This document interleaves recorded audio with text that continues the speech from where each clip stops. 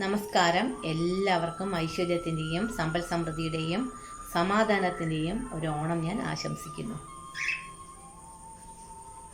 ഇന്ന് ഞാൻ എല്ലാ പച്ചക്കറികളും ഇട്ടിട്ട് ഒരു അവിയലാണ് തയ്യാറാക്കണത്. സാധാരണത്തിൽ നിന്നും വ്യത്യസ്തമായിട്ടുള്ള ഒരു അവിയലാണ്. നിങ്ങളൊന്ന് സ്കിപ്പ് ചെയ്യാതെ കാണൂ. ഈ അവിയൽ നിങ്ങൾക്ക് ഇഷ്ടപ്പെടും. ഒറ്റ പച്ചക്കറി ഞാൻ ഒഴിവാക്കിയിട്ടില്ല. അവിയലിൽ ചേരാത്ത പച്ചക്കറി ഇല്ല എന്നാണ് പറയാം. നമുക്കൊന്ന് കണ്ടു നോക്കാം അല്ലേ. ഈ വീഡിയോ ഇഷ്ടപ്പെടുകയാണെങ്കിൽ നിങ്ങൾ ലൈക്കും ഷെയറും ചെയ്ത് എന്നെ പ്രോത്സാഹിപ്പിക്കണം. കോട്ടയംകാർ വെക്കണ ഒരു സ്റ്റൈലുള്ള അവിയലാണ് ഞാൻ വെച്ചിരിക്കുന്നത്.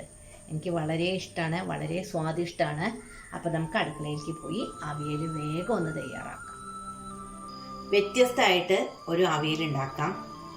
വ്യത്യസ്തത ആർക്കാ ജീവിതത്തിൽ ഇഷ്ടമല്ലാത്തത് അല്ലേ.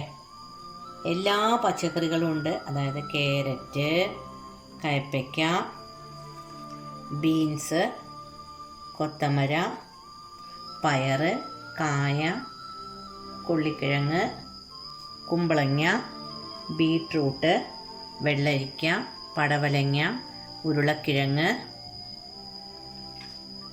നല്ല മുരിങ്ങക്കായ, ചേമ്പും തണ്ട്, മത്തങ്ങ, പടവലങ്ങ, ചേന എല്ലാം ഇട്ടിട്ട് നമുക്ക് ഒരു നല്ല രുചിയുള്ള ഒരു അവിയൽ തയ്യാറാക്കാം. ഈ അവിയൽ തികച്ചും വ്യത്യസ്തമാണെന്ന് ഞാൻ ഒന്നുകൂടി പറയണേ. സ്കിപ്പ് ചെയ്യാതെ നിങ്ങൾ കാണണം കേട്ടോ. അപ്പം ഞാൻ ഈ കഷ്ണങ്ങളൊക്കെ അരിഞ്ഞു കൊണ്ടുവരാം.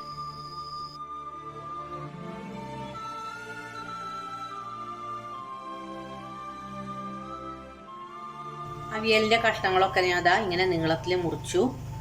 അവിയലിന് അരയ്ക്കാൻ വേണ്ട ഇൻഗ്രീഡിയൻസ്: തേങ്ങ, കറിവേപ്പില, ചെറിയ ഉള്ളി, പച്ചമുളക്, ജീരകം.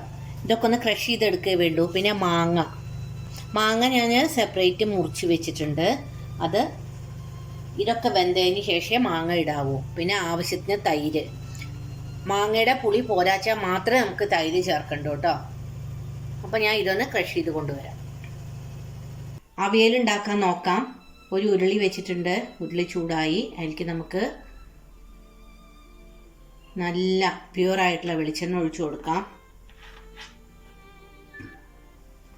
2 പച്ചമുളക് ഇട്ട് കൊടുക്കാം കേട്ടോ.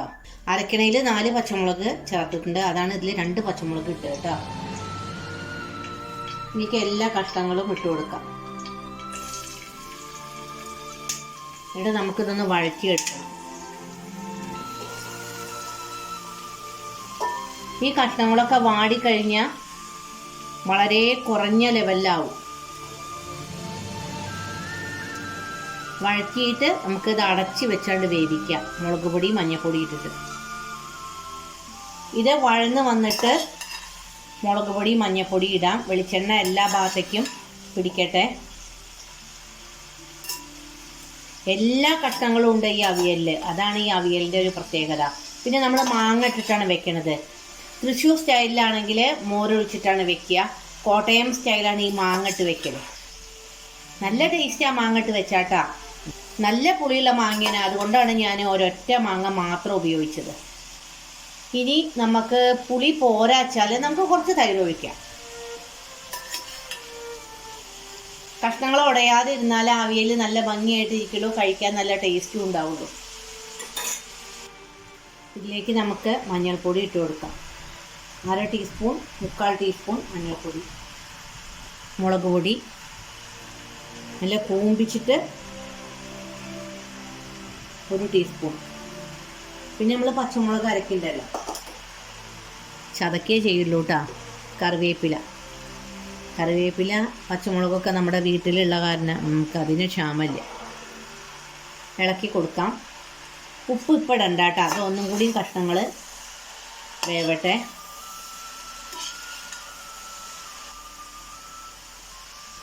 എല്ലാതും നമുക്ക് മധുരക്കിഴങ്ങ് മാത്രമേ അതിലിടാത്തുള്ളൂ. കാരണം എന്താ വെച്ചാൽ അത് വല്ലാതെ മധുരിക്കും.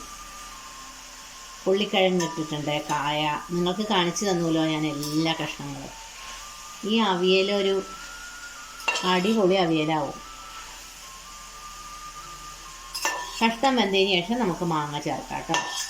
ഒന്നുകൂടി അടച്ചു വെച്ച് വേവിക്കാം. ഇത് പകുതി വെന്തതിലേക്ക് നമുക്ക് ഉപ്പിട്ട് കൊടുക്കാം. പുളിക്ക് വേണ്ടിയിട്ട് ഈ മാങ്ങ ഇട്ട് കൊടുക്കാം.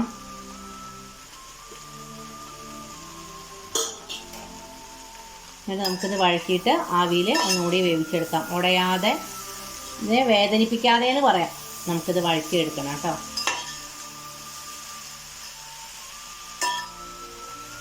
ഇനി ഇത് അടച്ചു വെച്ച് വേവിക്കാം. ഉപ്പ് പോരാച്ചാൽ നമുക്ക് വെന്തതിന് ശേഷം ഇട്ട് കൊടുക്കാം കേട്ടോ. നോക്കിയിട്ട് മാത്രം ഉപ്പ് ഇട്ടാൽ മതി. അപ്പോൾ ഇത് ആവിയിലൊന്ന് ഇരുന്ന് വേവട്ടെ. അവിയലിൻ്റെ കഷ്ണങ്ങളൊക്കെ നന്നായിട്ട് വെന്തു കിട്ടാം. ഇതിലേക്ക് നമുക്ക് ഈ ക്രഷ് ചെയ്ത് വെച്ച തേങ്ങ, ഉള്ളി, ജീരകം, കറിവേപ്പില, പച്ചമുളക് കൂടിയിട്ടില്ലേ, അതാണ്ട് ഇട്ട് കൊടുക്കാം.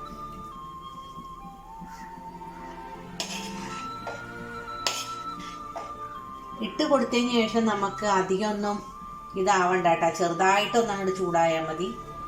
എന്തൊരു മണമാണ്. മാങ്ങ ഇട്ട് വെച്ചാൽ നല്ല ടേസ്റ്റാണ് കേട്ടോ അവിയൽ. ഞാൻ വെറും മാങ്ങ ഇട്ടിട്ടുള്ളൂ. നല്ല പുളിയുള്ള മാങ്ങയായ കാരണേ.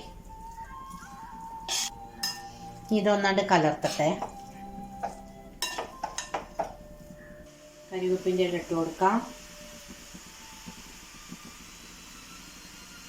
കുറച്ച് വെളിച്ചെണ്ണ ഒഴിച്ചു കൊടുക്കാം.